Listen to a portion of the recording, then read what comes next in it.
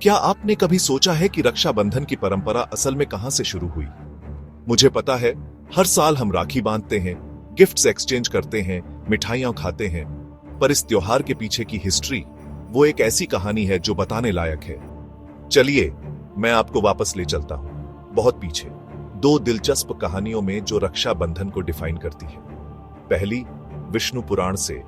भगवान विष्णु ने अपने भक्त राजा बलि को टेस्ट करने के लिए एक ब्राह्मण का रूप लिया और 3 कदम जमीन मांगी। बलि मान गए, लेकिन 2 कदमों में विष्णु ने धरती और आकाश को कवर कर लिया।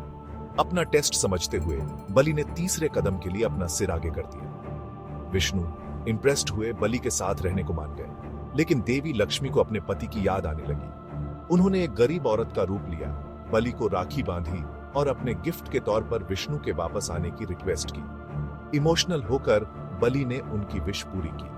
प्रोटेक्शन और लव का वो बॉन्ड, वही रक्षाबंधन है।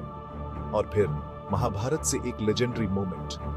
द्रौपदी ने कृष्ण की खून बहती उंगली पर पट्टी बांधने के लिए अपनी साड़ी का एक टुकड़ा फाड़ा। उनके अफेक्शन से कृष्ण बहुत इमोशनल हुए। उन्होंने द्रौपदी को प्रोटेक्ट करने का प्रॉमिस किया, एक ऐसा प्रॉमिस जिसे उन्होंने तब पूरा किया जब द्रौपदी को उनकी सबसे ज्यादा जरूरत थी।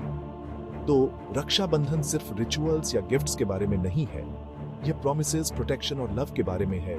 भाई बहनों से भी बढ़कर केयर के एक धागे से किसी को भी बांधना। इस साल जब आप वो राखी बांधें, याद रखें, आप एक ऐसी परंपरा को आगे बढ़ा रहे हैं जिसे देवताओं ने ब्लेस किया है और जो डिवोशन और ट्रस्ट की टाइमलेस कहानियों में बसी है। हैप्पी रक्षाबंधन।